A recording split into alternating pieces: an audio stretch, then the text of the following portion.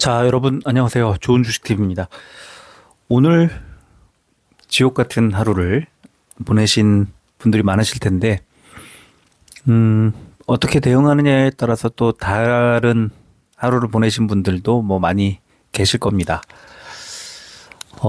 지난주에 우리 회원님들이 왜 비중을 계속 줄이라고 하는지, 또 오늘 시초가에 왜 비중을 덜었다가 오늘 오후 들어서 매수를 하기 시작했는지 이런 것들을 그때 당시에는 정확히 이해하는 게 중요하지 않습니다. 그렇게 빨리빨리 행동하는 것이 중요하죠. 어, 지금은요, 오늘 오전에 가장 많이 빠졌을 때보다 미국 선물 지수가 1%포인트 이상 많이 올라와 있습니다. 안타깝게도 오늘 장 마감하고 나서 마감할 때쯤부터 해서 이제 미국의 선물 지수가 좀 좋아지기 시작했어요. 오늘 오전장에서는 안 좋아졌고 오후 들면서 좋아지다가 갑자기 확 빠졌다가 다시 이제 좀 개선되는 그런 흐름이 나왔습니다. 미국의 선물 지수가 좋아진다는 건 결국은 그냥 뭐 미국의 선물 지수가 그러니까 미국 시장이 미국 증시가 그냥 뭐 그냥저냥 어느 정도 하락할 만큼 빠진다는 거죠. 그냥 용인할 만큼. 이 월시라고 하는 사람에 대한 시장의 우려. 과연 이게 진짜일까? 지금 시장을 흔들어 놓고 있는 한국 증시를 오늘 흔들어 놓은 이 재료가 미국 연준 의장의 매파적인 성향을 이제 미리 우려한 것 같아요. 그런 부분이 좀 크기는 컸을 겁니다. 그런데 한번 이렇게 생각해 보자고요. 누가 임명했죠? 트럼프가 임명했잖아요.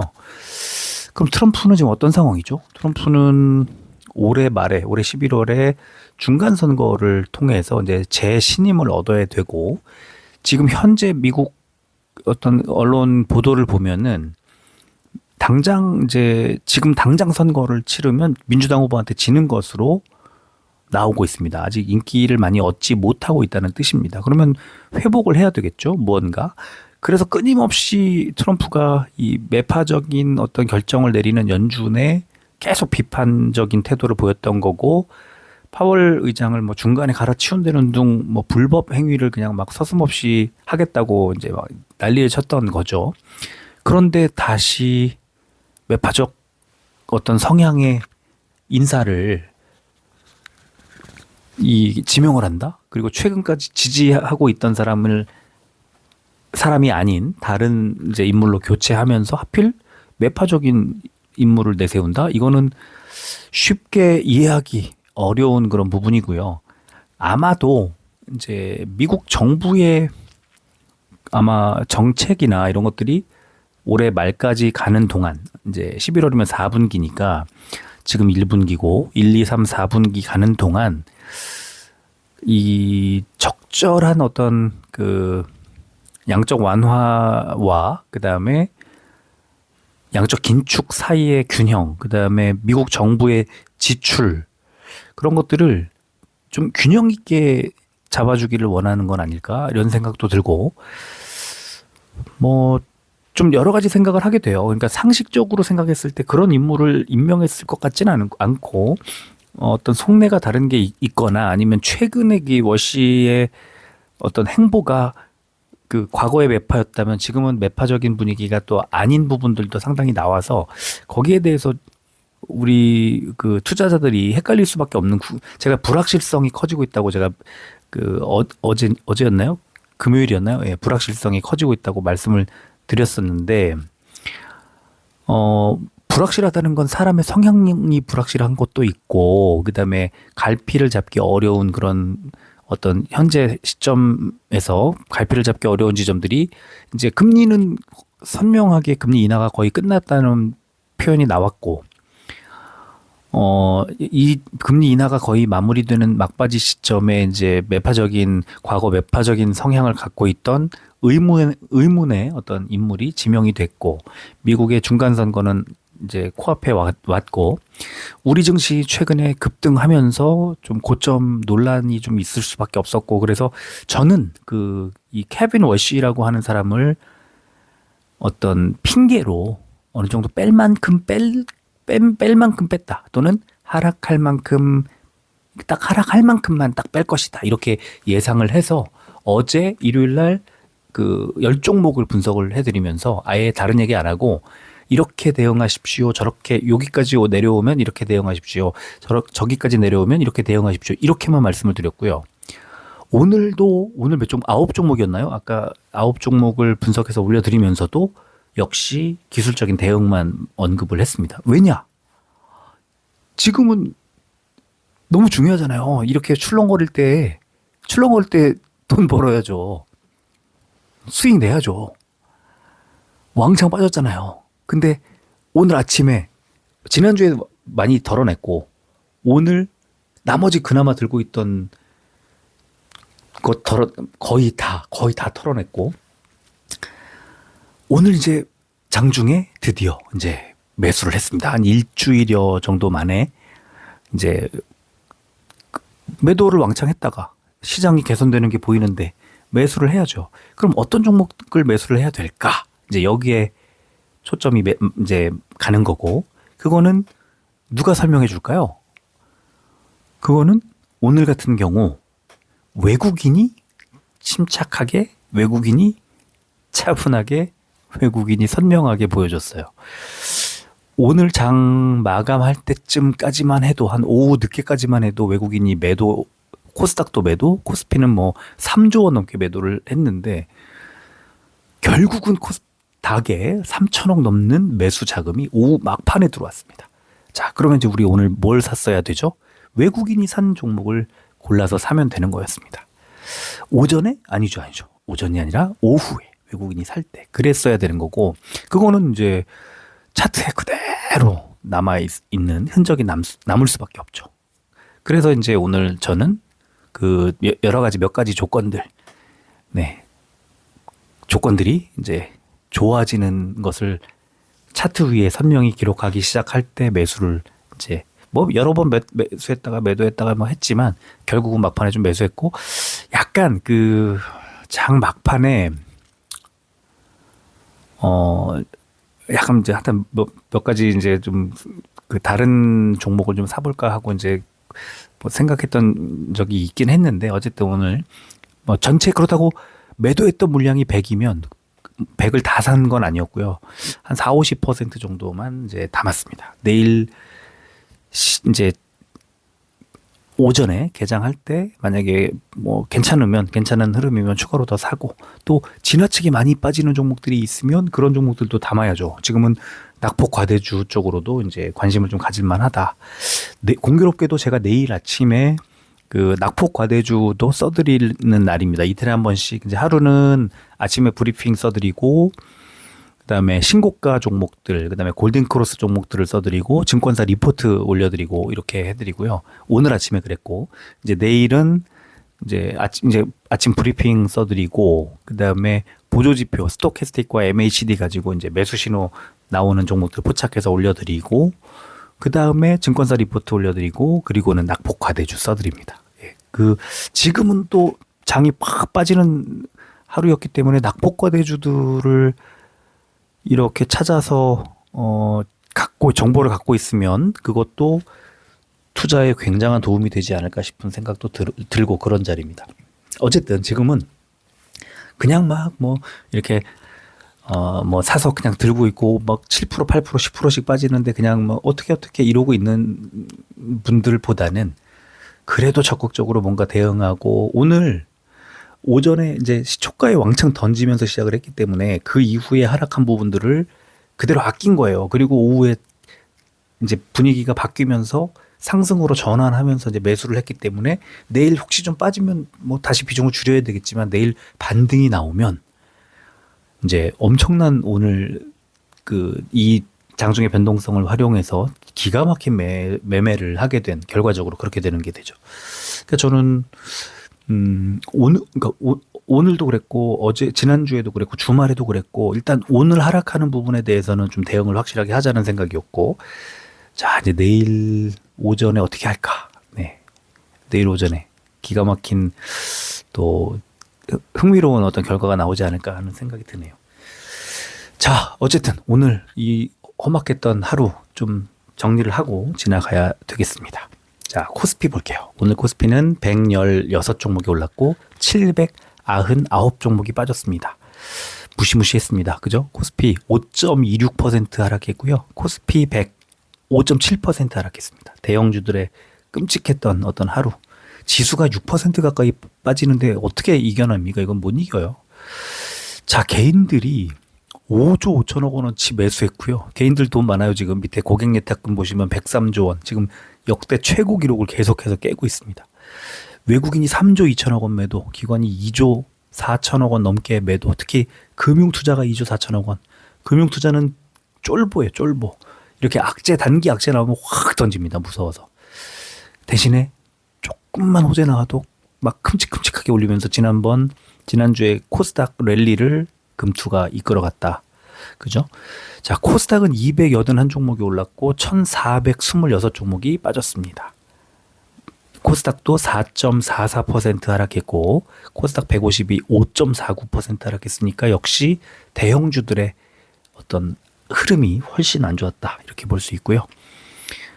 반면에 코스닥은 외국인이 샀습니다. 3,071억 원어치를 매수. 개인과 외국인의 매수. 금투가 중심이 된 기관의 매도가 나왔습니다.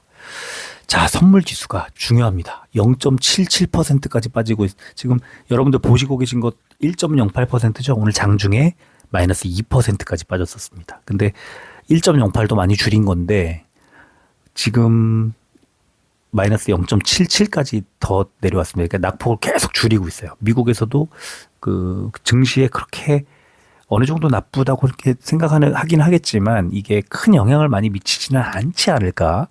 오늘의 미국 증시에 가장 우리가 기대할 수 있는 흐름은 장 초반에 좀 빠지더라도 장중에 흐름을 개선하면서 마무리를 한 뒤 내일 아침에 이제 미국 선물 지수가 상승으로 전환하는 그런 모습이 우리한테는 아주 최선의 어떤 모습이 될 겁니다. 자, 원달러 환율은 지금 0.85% 올라서 1455.8원까지 치솟은 거 보고 계신데 지금은 약간 안정됐습니다. 1449.9원. 네, 조금 내려왔습니다. 국제유가는 0.32% 내려서 65.21달러 기록했습니다. 자, 코스피는 매파 성향의 연준 의장 후보 지명 소식 등에 따른 위험자산 회피 심리가 확대된 영향으로 아시아 증시가 전반적으로 약세를 보인 가운데 기관과 외국인의 대량 매도세 출회로 5% 급락세를 보였다. 5천 무너졌어요. 4,949. 그리고 코스닥은 위험자산 회피 심리 확대에 따른 해외 증시 약세의 영향 등으로 기관 매도세가 나오면서 4%대 급락했다. 이런 분석이 나왔고요. 코스닥 시장 보면은 매파적 성향의 미국 연준 의장 지명의 하락 마감 이런 제목으로 매파적 성향의 차기 미국 연준 의장 후보가 지명되며 하락 출발한 코스닥 지수가 차익 실현 움직임 속에 전 업종이 약세를 보이며 하락했다. 또 기관 매도 기반으로 오락문화와 화학 등이 약세를 보인 가운데 서울시 주요 재개발 관련 수혜주들이 일제히 강세를 보였다. 이런 분석이 나왔습니다. 자, 시총 상위주를 보겠습니다. 오늘 코스피 시총 1위부터 15위까지 다 파란색이고요. SK 스퀘어가 10% 빠졌고 SK 하이닉스가 7%대 뭐 많이 빠졌네요. 그리고 삼성전자도 5.3% 크게 하락했습니다. 현대차도 4%대, 또 HD 현대중공업과 두산에너빌리티도 4%대 하락했습니다.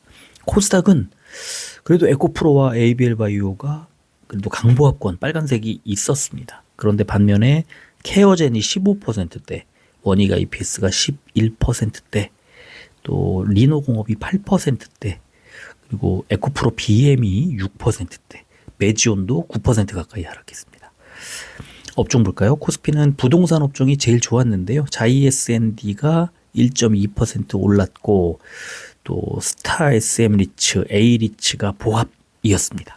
반면에 금속 업종이 제일 많이 빠졌는데 고려아연이 12%대 급락, 사마알미늄 11%대, 영풍과 풍산이 9% 하락했고요. 자, 코스닥은 운송창고가 제일 좋았는데 유성 TNS가 7%대 오르면서 이런 흐름을 만들어냈습니다.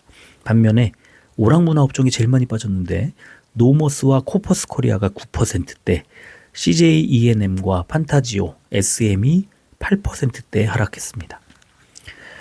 자, 코스피 제약 상승 종목 보면은 일성 IS가 10%대, 진원생명과학과 삼일제약이 6%대, 경보제약도 강보합권 마무리를 했고요. 자, 반면에 하락한 종목은 현대약품이 8%대, 삼양바이오팜이 거의 6% 가까이 하락했습니다. 자, 코스닥 제약 상승 종목은 쿼드메디슨이 11%대, 유바이오로직스가 9%대, 한스바이오메드가 8%대 올랐고요. 하락 종목은 케어젠이 15%대, 제테마가 12%대, 코아스템 캐몬이 10%대 하락했습니다. 자, 공매도 거래 대금 상위 종목 코스피는 현대차, 한미반도체, 현대로템, 두산에너빌리티, 삼성전자 순이었고요. 코스닥은 에코프로, 에코프로 BM, 알테오젠, HPSP, 리노공업 순이었습니다. 공매도 거래 비중 상위 종목 코스피는 농심, LG디스플레이, 하이트진로, 녹십자, 한진칼 순이었고요. 코스닥은 KT 나스미디어, 정다운, 제테마, 골프존, 코콤 순이었습니다. 자, 지금 여러분들 보고 계신 이 선물지수 다우가 마이너스 236, S&P 500이 40, 마이너스 49.25, 나스닥이 258, 262 정도였는데 지금 현재는 어떨까? 지금 0.75%까지 많이 낙폭을 좀 줄이고 있는데 지금 상황 보니까 다우가 마이너스 110, 다우가 마이너스 110 정도인가요? 115. 아니요. 다우는 마이너스 26까지 거의 보합권까지 내려왔네요. 그리고 S&P 500이 마이너스 30. 그리고 나스닥이 마이너스 186. 그러면 다우하고 S&P 500은 거의 뭐 이제 보합권 비슷하게 내려왔고요. 자, 나스닥이 약간 좀 빠지고 있습니다. 기술주들의 흐름. 그럼 기술주들을 제외하고는 좀 그래도 낙폭을 좀 줄이지 않을까 싶고 지금 나스닥도 마이너스 0.7 마이너스 0.7% 안팎으로 좀 많이 줄였습니다. 오늘 장중에 2% 이렇게 하락했던 것을 생각하면 상당히 많이 지금 낙폭을 줄이고 있어서 좀 기대가 된다. 이런 말씀을 드리겠습니다. 자, 오늘은 여기까지 하고 마무리를 하겠습니다. 지금 요즘 이런 장은요.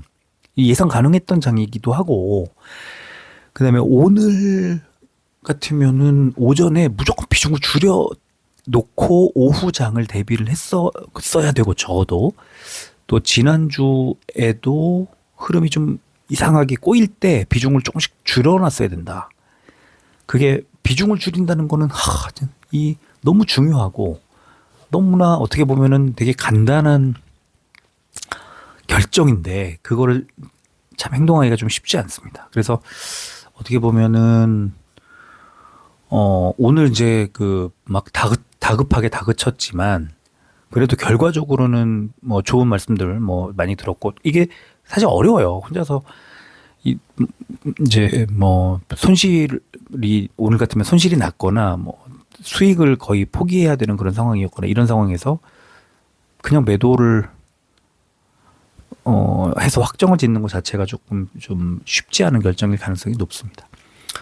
야, 지금 다시 또 선물지수가 빠지네요. 좀 마이너스 0.78까지 밀리고 있는데 이것도 아마 무슨 이유가 있을 텐데 오늘 하여간 미국 증시 선물지수 잘 보셔야 되고요. 만약에 내일도 안 좋다 오전에 당연히 비중 줄여야죠. 여기서 뭐 우리가 오를 거라고 이제 더 안 빠질 거라고 기대하고 사지만 빠질 수 있는 거죠. 무슨 어떤 악재가 어떻게 나올지 누가 압니까? 아무도 몰라요. 그냥 흐름 보면서 이 흐름에 이렇게 깨졌을 때는 내가 비중을 줄여야 되겠구나. 이렇게 그냥 바로바로 판단을 해야 됩니다. 오르지 않을까?